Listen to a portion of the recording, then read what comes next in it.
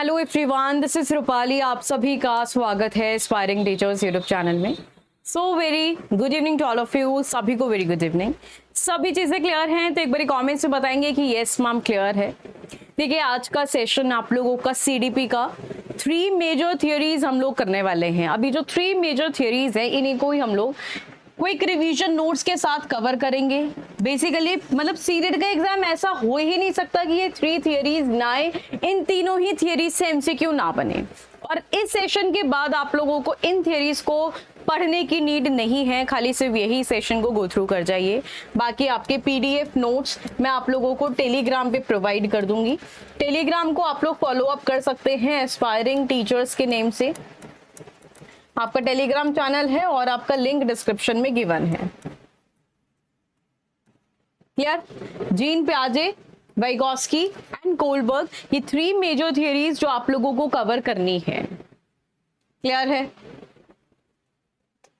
बाकी जो भी स्टूडेंट्स इन बैच के साथ जुड़े हुए हैं अपना सीटेट पेपर 1 या पेपर 2 एस्पायरिंग टीचर्स के एप्लीकेशन पे, तो देखिए इसमें आप लोगों को क्लासेस, नोट्स, पीवाईक्यूज जो प्रोवाइड किए हैं उनको कवर कर लीजिए। और जिन्होंने अभी तक पढ़ना भी शुरू नहीं किया है तो वो लास्ट मंथ 1 मंथ में भी आप लोग इन बैचेस से कवर कर सकते हो, राइट। बाकी आप लोगों को इनको ज्वाइन करने के लिए एप्लीकेशन डाउनलोड करना है, एस्पायरिंग टीचर्स का 2.0 एप्लीकेशन। साथ ही में आप लोगों को अगर कोई क्वेरी हो तो इस नंबर पे व्हाट्सएप कर आप लोग पूछ सकते हैं। क्लियर? रिवीजन के लिए अगर आपको हार्ड कॉपी नोट्स चाहिए तो आप लोग व्हाट्सएप कर सकते हैं इसी नंबर पर। आपको सीटेट के hard copy hand written notes courier के थ्रू डिलीवर करवा दिए जाएंगे। तो ऑर्डर करने के लिए आप इसी नंबर पे व्हाट्सएप कर सकते हो। क्लियर है? देखिए, आपकी पहली थियरी जीन पियाजे की थियरी, जिन्होंने कॉग्निटिव डेवलपमेंट सिद्धांत दिया, संज्ञानात्मक विकास का सिद्धांत दिया।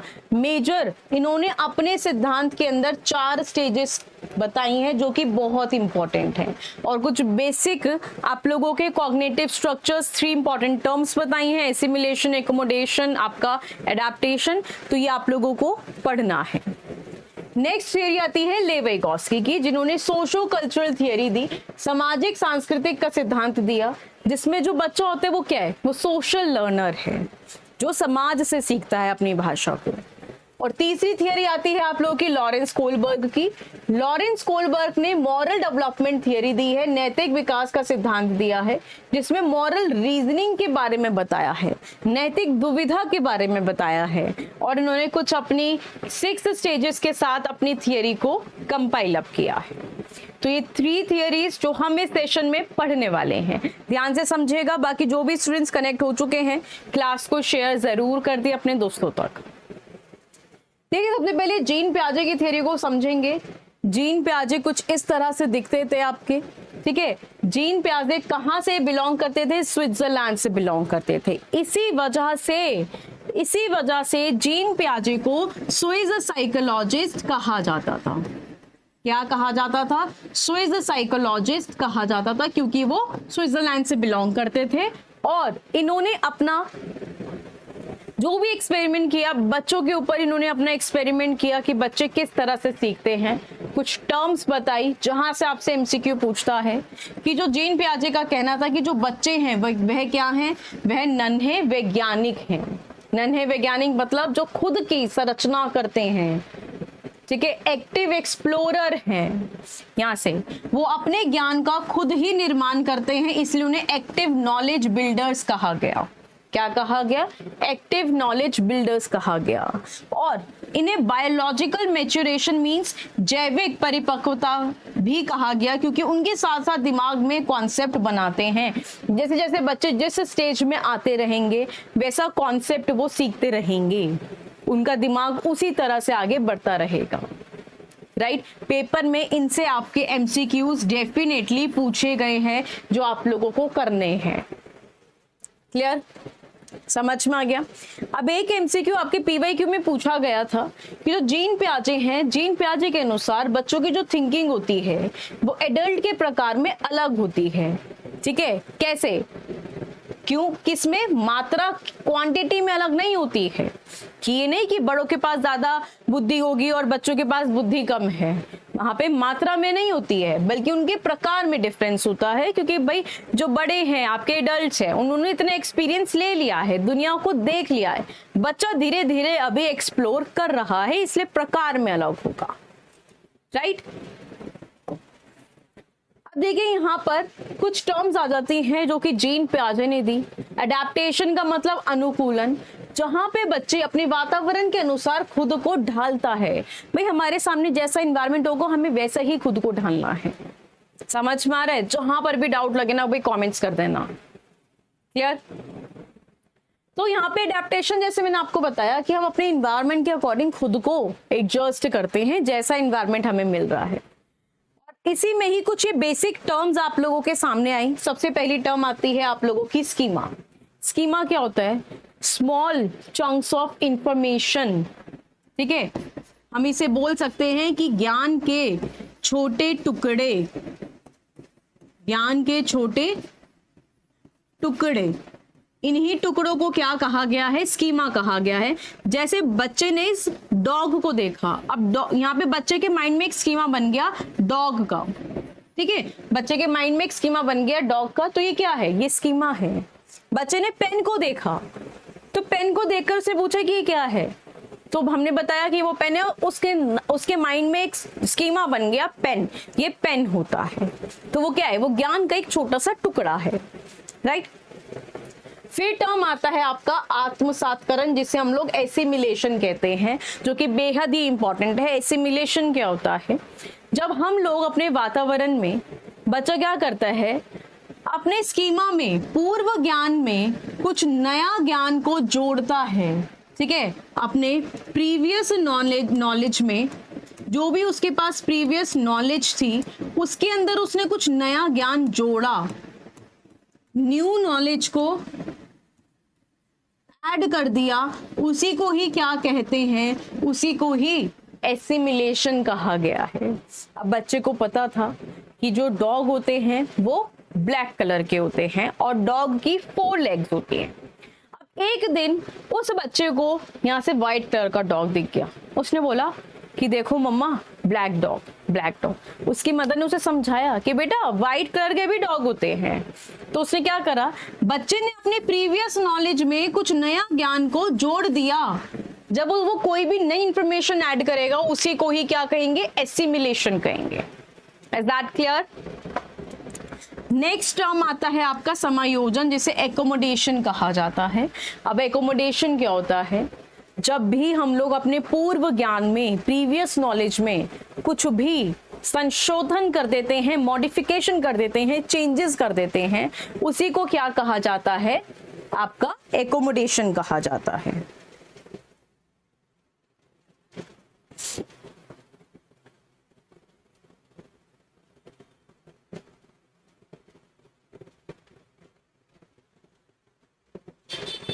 क्लियर है? समझ में आ गया? पूर्व ज्ञान में जब हम लोग परिवर्तन करते हैं अपना तालमेल बिठाने के लिए, बैलेंस करने के लिए, उसी को ही एकोमोडेशन कहते हैं। जैसे बच्चे ने क्या देखा? पहले बच्चे ने डॉग देखा था और उसको पता था कि डॉग की 4 लेग्स होती हैं, राइट। अब उसने क्या देखी? अब उसने कैट देखी। तो बिल्ली देखते ही वो क्या बोला कि बिल्ली की आवाज अलग है। तो अपने उन्हें स्कीमा के अंदर बदल लिया कि यह है डॉग नहीं, ये कौन है? ये कैट है। तो जब भी स्कीमा के अंदर जब बदलाव किया जाता है, परिवर्तन किया जाता है, उसी को ही एकोमोडेशन कहते हैं। क्लियर? आगे बढ़ेंगे इसी के साथ। इक्विलिब्रेशन क्या होता है? इक्विलिब्रेशन का मतलब होता है समय, यहाँ से एक संतुलन बिठाना, बैलेंस करना। इसके द्वारा बच्चा क्या करता है? एसिमिलेशन और एकोमोडेशन के बीच में संतुलन कायम करता है, एक बैलेंस बनाता है। ठीक है, जो बच्चे को पहले से पता है या जो बच्चा एडजस्ट कर रहा है, उसके बीच में एक क्या होना चाहिए? बैलेंस होना चाहिए। तो एसिमिलेशन और एकोमोडेशन के बीच में उसने क्या बना दिया? संतुलन। क्या बनाया? संतुलन। क्लियर? नेक्स्ट टर्म आती है आपकी स्कीमा। जब बच्चा अपने दिमाग में पहले से स्टोर जानकारी को यहाँ पे स्कीमा प्रवृत्ति जन्मजात होती है, यह सभी को पता चल गया है कि जो आपके माइंड में ये छोटे छोटे से ज्ञान के टुकड़े हैं, इसी को ही क्या कहा गया है, स्कीमा कहा गया है।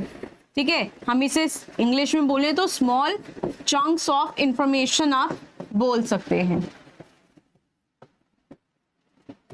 और ऑर्गेनाइजेशन क्या होता है, अब ये जो टुकड़े हैं ना बिखरे हुए, जब हम इन्हें एक संगठित रूप में कर देंगे, ठीक है, स्कीमाओं को, जो भी बिखरे हुए टुकड़े हैं उनको एक जगह जोड़ देंगे, ऑर्गेनाइज कर देंगे, तो उसी को ही ऑर्गेनाइजेशन कहा जाता है।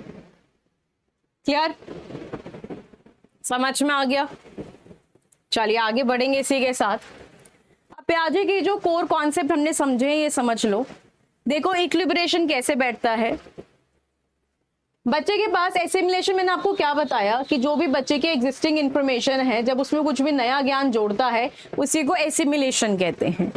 अब बच्चे के सामने नई सिचुएशन आ गई, ठीक है, जब नई सिचुएशन आती है तो उसके दिमाग के अंदर क्या बैठ गया, डिसइक्विलिब्रियम, संतुलन बिगड़ गया। वो जानता कुछ और था, उसके सामने कुछ और आया, तो वो असंतुलन आ गया यहाँ पर। ठीक है, वो बच्चा कंफ्यूज हो गया।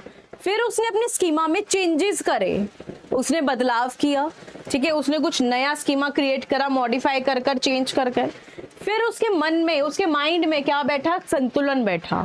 जब एकोमोडेशन और एसिमिलेशन के बीच में इक्विलिब्रेशन बैठ जाए, इसका मतलब समझो कि यहाँ पे सब कुछ सॉर्ट आउट हो चुका है, बच्चा अपने माइंड में से कंफ्यूजन को दूर कर चुका है। क्लियर है? सारे पॉइंट्स क्लियर हो गए? आगे बढ़ेंगे इसी के साथ। अब जीन पियाजे ने 4 स्टेजेस दी हैं। अब ये 4 स्टेजेस का यहाँ पे निमोनिक आप याद कर सकते हो कि some people can fly, SPCF, some people can fly. पहली स्टेज सेंसरी मोटर स्टेज, जहां पर बच्चा, ये पहली स्टेज है जहां पर बच्चा 0 to 2 इयर्स का होता है, इन्फेंसी स्टेज के अंदर होता है, राइट। यहां बच्चा अपने 5 सेंसेस के माध्यम से सीखता है। फिर दूसरी स्टेज आती है आपकी प्री ऑपरेशनल स्टेज, पूर्व संक्रियात्मक अवस्था, ठीक है, जहां बच्चा 2 से 7 वर्ष में आगे बढ़ता है। अब एक बात याद रखना, जीन पियाजे के अकॉर्डिंगली डेवलपमेंट जो है, डेवलपमेंट कैसा है जीन पियाजे के अकॉर्डिंग, डिसकॉन्टिन्यूअस है। कैसा है? डिसकॉन्टिन्यूअस है। क्यों? वैसे आपने पढ़ा होगा कि डेवलपमेंट हमेशा कॉन्टिन्यूअस रहता है, बट जीन पियाजे के अकॉर्डिंग डिसकॉन्टिन्यूअस क्यों है, अनिरंतर क्यों है? क्योंकि जीन पियाजे का कहना है बच्चा जिस स्टेज में जाएगा उसी में ही वो आगे बढ़े, उसी की ही खासियत सीखेगा। फिर वो दूसरी स्टेज में चढ़ेगा तो उसकी खासियत सीखेगा, फिर तीसरी स्टेज में जाएगा तो वो इसकी खासियत सीखेगा। क्लियर? समझ में आ गया? तीसरी स्टेज जो मैंने आपको बताई कॉन्क्रीट ऑपरेशनल, जहां पर बच्चा अपने तर्क लगाना शुरू कर देता है, लॉजिक को अप्लाई करना शुरू कर देता है। और चौथी स्टेज के अंदर फॉर्मल ऑपरेशनल स्टेज होती है, जहां पे हाइपोथेटिकल लॉजिक डेवलप हो जाते हैं, एब्स्ट्रैक्ट थिंकिंग, अमूर्त चिंतन विकसित हो जाता है, बच्चा इमेजिनेशन करना शुरू कर देता है। क्लियर है? चलिए अब एक एक करके इन स्टेजेस को समझेंगे डिटेल के अंदर। सो पहली अवस्था आती है सेंसरी मोटर, जहां बच्चा भी छोटा है, शैशवा काल के अंदर है। इस स्टेज में जो आप ये इंद्रियां देख रहे हो, इन्हीं इंद्रियाओं से बच्चा क्या करता है, यही उस बच्चे की टीचर्स हैं, क्योंकि यही इंद्रियां उस बच्चे को सिखाएंगी क्या चीज गर्म है, क्या चीज ठंडी है, ठीक है, कौन सी चीज कैसी दिखती है। तो बेसिकली बच्चा अपनी ज्ञान इंद्रियां मीन सेंसेस के माध्यम से ही यहाँ पर सीखता है।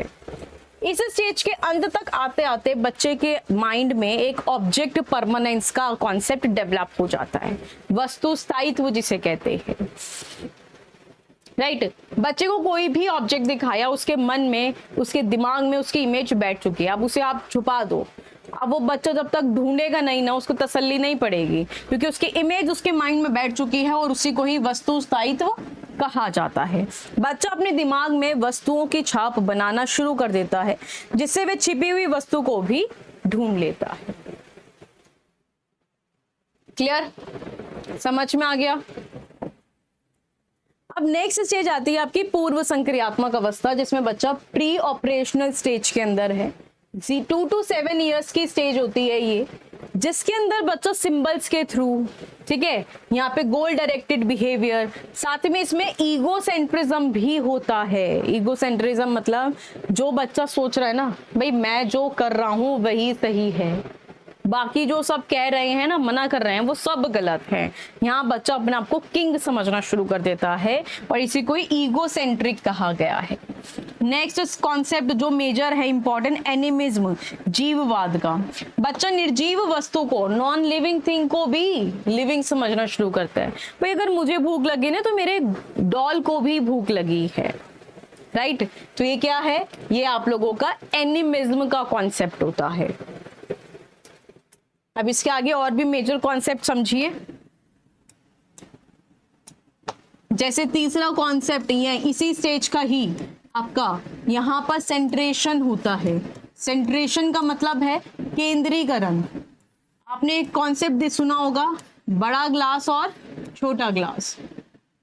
यहाँ बच्चा क्या करता है, उसको ये लगता है कि भाई बड़े ग्लास में ज्यादा कोल्ड ड्रिंक है, और जब भी आप उससे पूछोगे तो वो यही वाला ग्लास लेगा। क्यों? क्योंकि उसने सिर्फ एक ही एस्पेक्ट देखा। यहाँ पे उसने सिर्फ एक ही एस्पेक्ट देखा कि ये क्या है, ये बड़ा है और मैं यही वाला ग्लास लूंगा। इसी कॉन्सेप्ट को सेंट्रेशन, केंद्रीकरण कहा गया है। क्या कहा गया है? इसी कॉन्सेप्ट को केंद्रीकरण बोला गया है, राइट? समझ में आ गया कॉन्सेप्ट? इसी के साथ आगे बढ़ते हैं। नेक्स्ट कॉन्सेप्ट की अगर बात करें, इसके अंदर बच्चे का कोई भी इरिवर्सिबिलिटी का कॉन्सेप्ट होता है। बच्चा अपलटावी नहीं, पलट नहीं सकता। मतलब अगर बच्चे को बोला जाए 2 into 5 क्या होगा, बच्चा बता देगा, क्योंकि उसे 2 का टेबल आता है कि 10 होगा। बट अगर पूछा जाए 5 into 2 क्या होगा, वो कहेगा मुझे नहीं आता। वो ऐसे रिवर्स नहीं कर सकता है। क्लियर? अब आएगी आपकी थर्ड नंबर की स्टेज। थर्ड स्टेज में ये पूर्व संक्रियात्मक अवस्था, प्री ऑपरेशनल स्टेज, सॉरी ये आपकी सेकेंड स्टेज है जो मैंने आपको बताया इरिवर्सिबिलिटी का कॉन्सेप्ट होता है। यहां पर बच्चा देखो, ये इन सारे कॉन्सेप्ट की ना कमी होती है। क्लियर? अब इनको आगे समझेंगे। ये आपकी तीसरे नंबर की स्टेज है जिसमें हमारा कॉन्क्रीट ऑपरेशनल स्टेज, मतलब ठोस या फिर मूर्त संक्रियात्मक। अब जो वस्तु आपके सामने है ना, वो आपके लिए एक ऑब्जेक्ट है जिसे आप देख सकते हो, राइट? तो इस स्टेज के अंदर बच्चा जो उसके सामने वस्तु है उसके ऊपर लॉजिक अप्लाई करना शुरू कर देता है, मींस तर्क लगाना शुरू करता है। यहाँ पे इस स्टेज में आते आते बच्चा रिवर्सिबिलिटी भी सीख जाता है कि कैसे पलटा। अगर आप पूछा जाए कि अब 5 into 2 क्या होगा, वो आसानी से बता देगा। ठीक है? कंजर्वेशन का कॉन्सेप्ट इस अवस्था में आता है, राइट? जिसमें बच्चा नए नए कॉन्सेप्ट को सीखता है, संरक्षण करता है। जीववाद यहाँ पे खत्म हो जाता है। सीरिएशन लगाना वो शुरू कर देता है कि पहले कौन सा आएगा, छोटा कौन सा है, बड़ा कौन सा है, असेंडिंग ऑर्डर, डिसेंडिंग ऑर्डर, वो सब सीख जाता है। क्लियर? अब यहाँ पे मूर्त का मतलब क्या है, जो मैंने बताया कि ये कॉन्क्रीट अवस्था है, जो सामने है उसी चीजों को देखकर ही आप एक्सप्लेन कर सकते हो। मैं आपको कहूं कि ये आपका पेन है, इस पेन के बारे में आप इलेबोरेट करिए, क्योंकि ये आपके सामने इसके बारे में आप बता सकते हो। तो उसी बेसिस पर वो लॉजिक अप्लाई करना सीख जाता है। नेक्स्ट स्टेज आएगी आपकी चौथे नंबर की स्टेज, फॉर्मल ऑपरेशनल, जहां पे बच्चा 11 से 15 मींस के एडोलेसेंट कैटेगरी में है, किशोर अवस्था के अंदर है वो। ठीक है? अब यहाँ पे एब्स्ट्रैक्ट थिंकिंग को अप्लाई करना शुरू कर देता है। एब्स्ट्रैक्ट थिंकिंग का मतलब है जो वस्तु उसके सामने नहीं है उसके ऊपर भी इमेजिन करना शुरू कर देगा, सोचना शुरू कर देगा। यहाँ पे रिडक्टिव रीजनिंग लगाना अप्लाई कर देगा, नियम के ऊपर तर्क करने लगता है। ठीक है? पियाजे के सिद्धांत की भी आलोचना की गई। इसमें बताया गया कि पियाजे के जो स्टेजेस हैं वो अपरिवर्तनशील है, मींस अनचेंजिंग है, हम उसके अंदर बदलाव नहीं कर सकते। लेकिन अगर बच्चे को अच्छा वातावरण दिया जाए तो वह अपनी अवस्था की क्षमता अधिक से सीख सकता है, मतलब जल्दी सीख सकता है। समझ में आ गया है? जीन प्याजे की थियरी कवर है, चारों स्टेजेस क्लियर हो गई, जो जो इंपॉर्टेंट चीजें थी कि यहाँ पे बच्चा डिडक्टिव रीजनिंग लगाता है, यहाँ पे एब्स्ट्रैक्ट थिंकिंग करना शुरू कर देता है। ये चारों स्टेजेस की ये सारी खासियत आपको समझनी है, इन्हीं में से ही क्वेश्चन आपसे पूछा जाता है। क्लियर? आगे बढ़ेंगे। नेक्स्ट थियरी ले-वाइगोस्की की थियरी। ले-वाइगोस्की सोशो कल्चरल थियरी, जिसके अंदर क्या बताया गया भाई, बच्चा सोशल इंटरेक्शन मतलब सामाजिक अंतरक्रिया से सीखता है। लर्निंग कैसे होती है? बच्चा पहले देखता है, फिर उसको अपने माइंड में लेकर आता है और फिर बातचीत कर कर सीखता है। ठीक है, यहां पर कम्युनिकेट करेगा। फिर कम्युनिकेट करने के लिए एक लैंग्वेज चाहिए, तो एक अल्टीमेट टूल है लैंग्वेज। ठीक है, तो लैंग्वेज लीड्स टू थॉट। हमारे अंदर जब भाषा हम सीखते हैं तो भाषा सीखने के बाद ही हमारे दिमाग में विचार आते हैं, ऐसा ले-वाइगोस्की का कहना था। तीसरी चीज बताई है कल्चर, जो आप लोगों को टूल्स बताती है, जैसे कि आप लोगों के कस्टम्स, ट्रेडिशंस हो गए हैं, रिचुअल्स हो गए हैं, बिलीव्स हो गए, वैल्यूज हो गए, तो आपको आपके कल्चर से मिलती है। तो 3 important term, society, social interaction, language and आपका कल्चर। तो SCL ये इसका मिक्सचर है ले-वाइगोस्की की थियरी का। अब ले-वाइगोस्की ने ना 3 मेजर टर्म्स थी। 3 मेजर टर्म्स कौन सी थी? पहली ZPD, दूसरी आपकी स्कैफोल्डिंग और तीसरी है आपकी MKO। तीनों मेजर टर्म्स थी। अभी जो ZPD आप देख रहे हो ये क्या है? पहले हम 2 मेजर टर्म्स को समझते हैं। देखिए, स्कैफोल्डिंग के बारे में अगर हम समझें,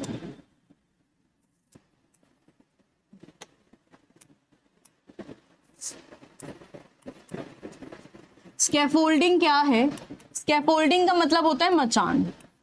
जब भी टीचर बच्चे को क्या करती है? टेम्पररी सपोर्ट प्रोवाइड करती है। क्या प्रोवाइड करती है? टेम्पररी सपोर्ट प्रोवाइड करती है। उसी को क्या कहा जाता है? स्कैफोल्डिंग कहा जाता है। जैसे कि उसको क्लू देना या हिंट प्रोवाइड करना, ठीक है, वो क्या है? वो आपकी स्कैफोल्डिंग है कि कुछ समय के लिए आपको सपोर्ट मिल रहा है। दूसरा टर्म है आपका MKO। इसकी फुल फॉर्म है मोर नॉलेजेबल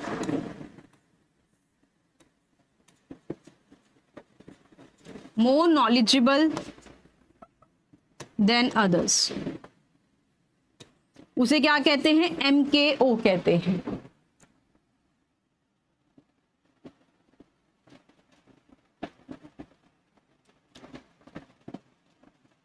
ठीक है, MKO मतलब जो आपसे ज्यादा ज्ञानी है,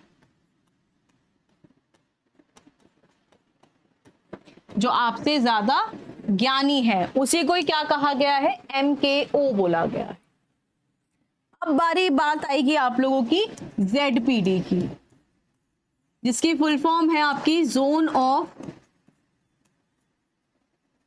प्रॉक्सिमल डेवलपमेंट। देखो, ये आप हो, आप खुद से मेहनत कर कर आप इतना, आपके अंदर इतना है कि आप इतने नंबर ले आओगे, आप जब खुद से पढ़ाई करते हो। पर आपके अंदर इतना पोटेंशियल है कि आप इतनी मेहनत कर कर इतना नंबर ला सकते हो। तो आपने किसी से सपोर्ट लिया और आप यहां तक पहुंच गए। मैंने क्या यहां पर बोला? आपने किसी से सपोर्ट लिया, किसी की क्लासेस ज्वाइन करी, किसी से भी यहाँ पर हेल्प ली, किसी से समझा, सपोर्ट लेने के बाद आप यहां तक अपने पोटेंशियल तक पहुंच गए। ZBD कहता है कि जो काम आपने खुद से किया, जो काम आपने किसी की मदद लेकर किया, इनके बीच का जो अंतर है, ये जो अंतर है, यही आपका ZPD है। समझ में आया? जो काम आपने यहां पर खुद से किया, सेल्फ किया, ठीक है, यहां पर किसी की MKO की मदद ली, और यहां तक इसके बीच का जो अंतर है, इसी अंतर को ZPD कहा गया है। क्लियर? अब समझो, ये आपका रियल डेवलपमेंट था जो बच्चा खुद से कर सकता है। ठीक है, अब बच्चे को पहुंचने के लिए यहां तक उसने किसी से क्या ली, यहां पर अपने एडल्ट से सपोर्ट लिया। ये जो आप देख रहे हो सीढ़ी, ये स्कैफोल्डिंग है जो टेम्पररी सपोर्ट टीचर प्रोवाइड कर रही है यहां तक पहुंचने के लिए। तो जो उसने खुद से किया, जो उसने सपोर्ट लेकर किया, इनके बीच का ये जो अंतर है, यही अंतर क्या है आपका ZPD है, समीपस्थ विकास का क्षेत्र है ये। क्लियर, समझ में आ गया? अब यहां से और समझ लो, ये मैं खुद से अकेला कर सकता हूं, ठीक है, ये मैं किसी की मदद लेके कर सकता हूं। तो इनके बीच का जो आपको ये अंतर दिख रहा है, ये येलो पोर्शन, यही क्या है, यही आप लोगों का जोन ऑफ प्रॉक्सिमल डेवलपमेंट है। क्लियर हो गया इतनी बात? यहां तक समझ में आ गई? अब यहां से समझो कि ये मोर नॉलेजेबल देन अदर का मतलब क्या है। वो आप लोगों की जो आपसे ज्यादा ज्ञानी हैं, वो आपके टीचर्स हो सकते हैं, आपके पीयर ग्रुप हो सकता है, आपका ये जो भी आप लोग ज्यादा जानता है आपसे। स्कैफोल्डिंग का मतलब है एक टेम्पररी सपोर्ट या कोई हिंट या क्लू जो आपको प्रोवाइड करता है कुछ समय के लिए। हर बार तो आपको क्लू नहीं मिलेगा ना, तो ये क्या है, कुछ समय के लिए आप लोगों को सपोर्ट दिया जा रहा है। समझ में आ गया? अब लेव वाइगोत्स्की ने भाषा और विचार पर अपने क्या पॉइंट्स बताए हैं। लैंग्वेज एंड थॉट शुरू में क्या होता है, अलग अलग होते हैं, ऐसा वाइगोत्स्की का कहना था। ठीक है, पहले भाषा आएगी, बाद में विचार आएगा, राइट, और फिर बाद में दोनों एक साथ मिल जाते हैं। तो ऐसा क्या था, ये आप लोगों के वाइगोत्स्की का कहना था कि पहले बच्चे के दिमाग में लैंग्वेज आती है, फिर वो विचार आते हैं। क्लियर? लेव वाइगोत्स्की के अनुसार निजी भाषण, आंतरिक भाषण मींस कि आपका प्राइवेट स्पीच से बच्चा ज्यादा सीखता है। क्यों सीखता है?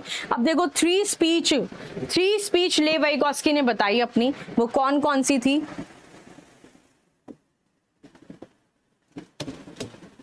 पहली है आप लोगों की प्राइवेट स्पीच।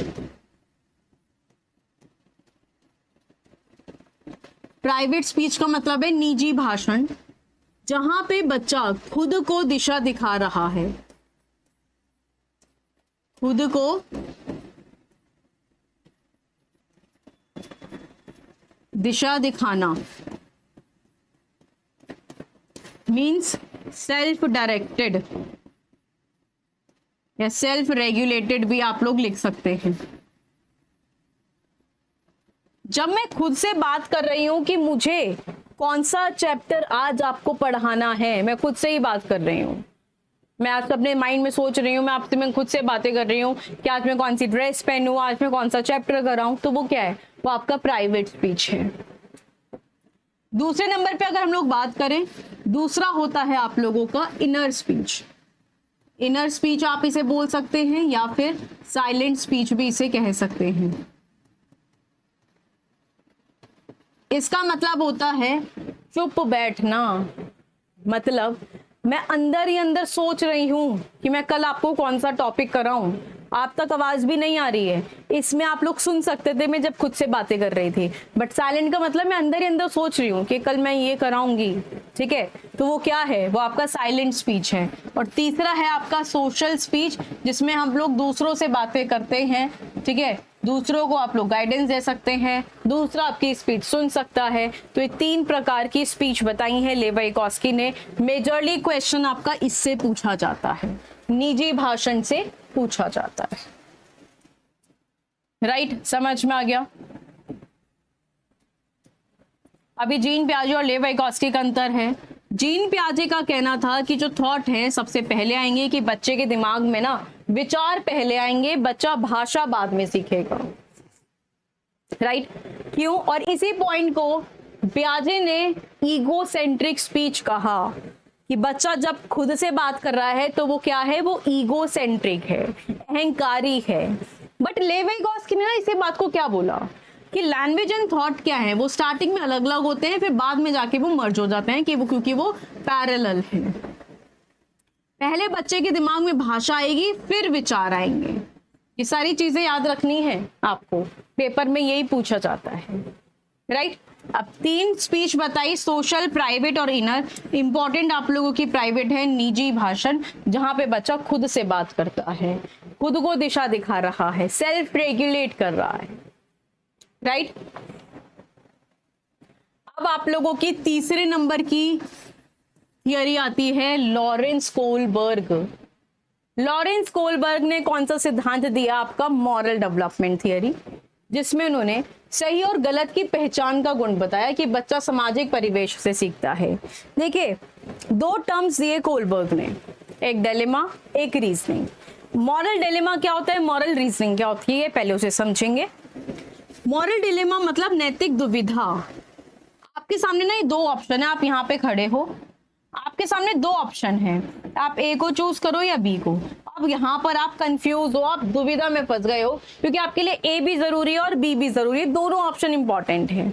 जब ऐसी दुविधा आपके सामने आ जाए, जैसे फॉर एग्जाम्पल ये एक बॉय है और इसके सामने इसकी वाइफ आ गई और इसकी मदर आ गई, तो ये एक दुविधा हो गई कि वो किसकी तरफ जाए, पत्नी की तरफ या फिर अपनी माँ की तरफ।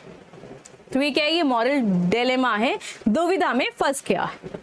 मॉरल रीजनिंग क्या होती है? मॉरल रीजनिंग का मतलब सही गलत का डिसीजन लेना। अब यहाँ पर इस व्यक्ति ने एक को चुन ही लिया कि वो किसको चुनेगा, उसने एक ऑप्शन चुन ही लिया। तो जब वो एक ऑप्शन डिसीजन ले लेता है, उसी को ही मॉरल रीजनिंग कहा गया है, नैतिक तर्कना कहा गया है। क्लियर हुआ? कोई डाउट है यहाँ तक, या कोई भी चीज ना समझ में आई हो? क्योंकि बेसिक सिंपल वे में हम लोग समझ रहे हैं। क्लियर? चलिए आगे समझेंगे। कोलबर्ग ने ना एक थियरी, एक एक्सपेरिमेंट, ये स्टोरी सुनाई किस पर? हेन्स पर। हेन्स नाम का व्यक्ति था। हेन्स बहुत ही गरीब परिवार से बिलोंग करता था। एक दिन उसकी पत्नी अचानक से बहुत बीमार पड़ जाती है, ठीक है। हेन्स जल्दी जल्दी भागकर अपनी पत्नी को हॉस्पिटल लेके जाता है। पत्नी की इतनी बुरी हालत होती है कि वो मरने वाली होती है। अब डॉक्टर उसे कहते हैं, ठीक है, डॉक्टर उसे कहते हैं कि या तो उसको बचाने के लिए आप मेडिसिन ले आओ, जो कि 10 गुना आपको पड़ेगी, या तो आप मेडिसिन ले आओ, अदरवाइज अपनी पत्नी को भूल जाओ। अब हेन्स क्या करता है भाई, दुविधा में फंस गया है हेन्स। एक तो वो गरीब है, इतने पैसे वो लाए कहाँ से, दूसरी उसकी पत्नी ज्यादा जरूरी है, तो वो क्या करे उस समय। हेन्स के पास बिल्कुल भी पैसे नहीं होते हैं। केमिस्ट उसे उस दवाई को देने से मना कर देता है। क्यों? क्योंकि उसका दाम कम था, पर उसको उस समय बहुत ही ज्यादा पैसे पर मिल रही थी, और कम करने के लिए भी वो मना कर देता है।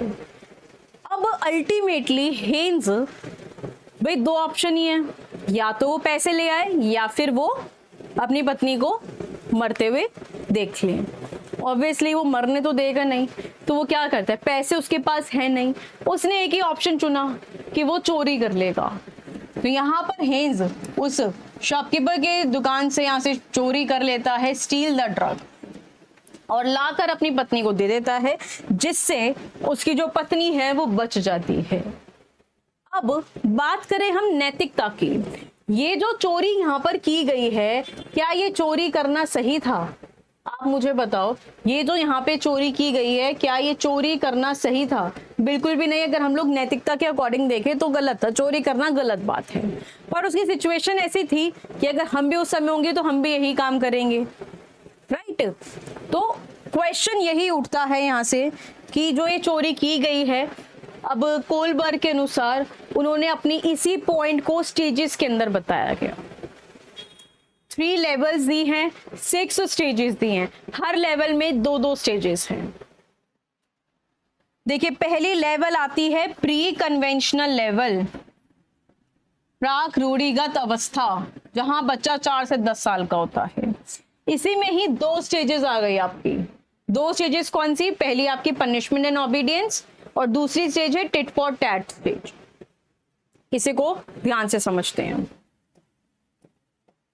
ये जो पहली अवस्था है आपकी, जहां पे ये स्टेज पनिशमेंट एंड ओबीडियंस की अगर हम लोग बात कर रहे हैं, दंड एवं आज्ञा पालन, तो इसका मतलब क्या है? यहाँ पे जो पेरेंट्स है ना, बच्चा क्या है, बच्चा छोटा है, पेरेंट्स क्या करते हैं, पेरेंट्स उस बच्चे को समझाते हैं कि बेटा चोरी करना गलत बात है, ठीक है। पेरेंट्स बच्चे को समझाते हैं बेटा किसी को मारना गलत बात है, किसी से झूठ नहीं बोलना, ये सब काम आपको नहीं करने, क्योंकि ये आपकी नैतिकता के खिलाफ हैं। अब यहाँ पे अगर वो बच्चा ये गलत काम करेगा तो उसको क्या मिलेगी? उसको मिलेगी पनिशमेंट। अगर वो इन सभी को ओबे करेगा, आगे का पालन करेगा तो वो सही है। अदरवाइज अगर वो झूठ बोलता है तो उसको क्या मिलेगी? पनिशमेंट मिलेगी। तो ये आप लोगों की पहली स्टेज है, राइट। दूसरी स्टेज आती है आपकी इंस्ट्रूमेंटल रिलेटिव, या फिर हम इसे कह सकते हैं tit for tat. Tit for tat का मतलब है जैसे को तैसा। अब एक दिन हुआ क्या कि ये बच्चा स्कूल में ना लंच ले जाना भूल गया।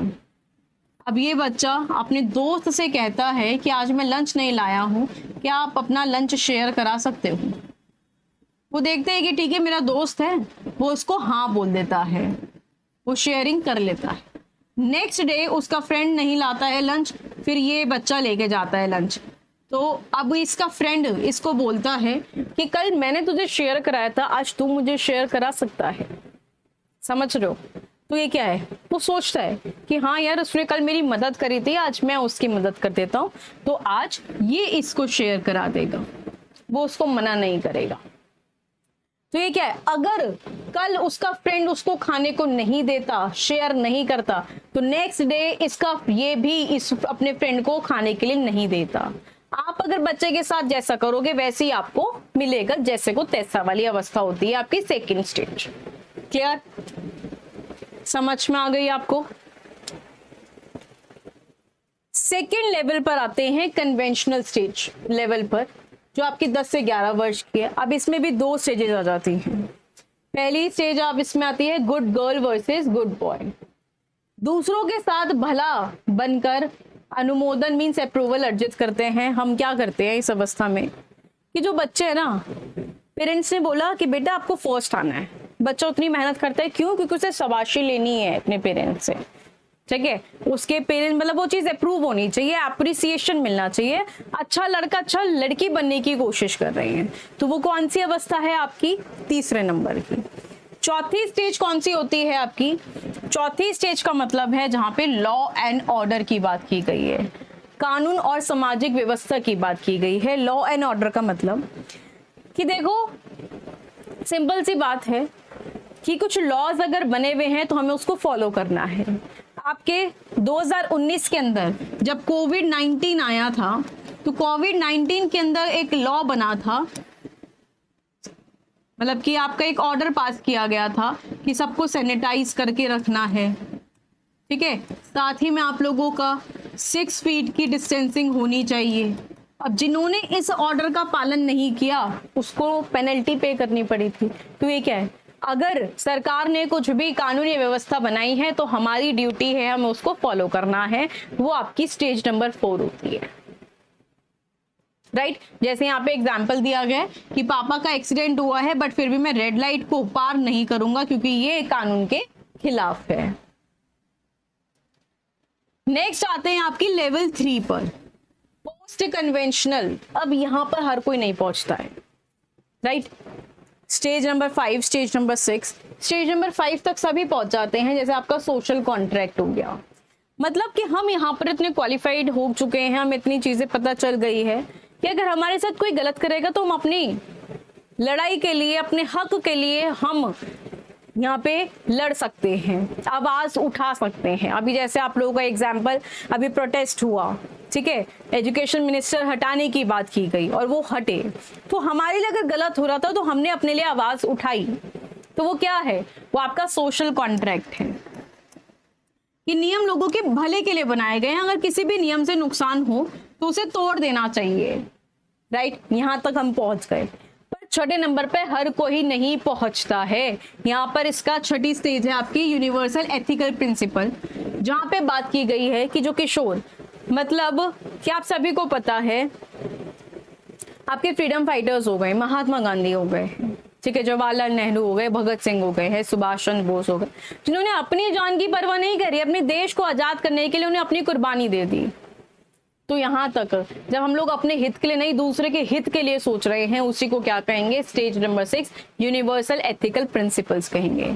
जैसे आपके सीजीपी के, ठीक है, कॉकरोच जनता पार्टी के अभिजीत दीप के, उनको बाहर से आए, ठीक है, उन्होंने ये नहीं सोचा कि वो अरेस्ट हो जाएंगे या नहीं, उन्होंने क्या किया, अपने देश के बच्चों के लिए आवाज उठाई। तो वो कौन थे, वो अपने स्टेज नंबर 6 के अंदर थे, राइट।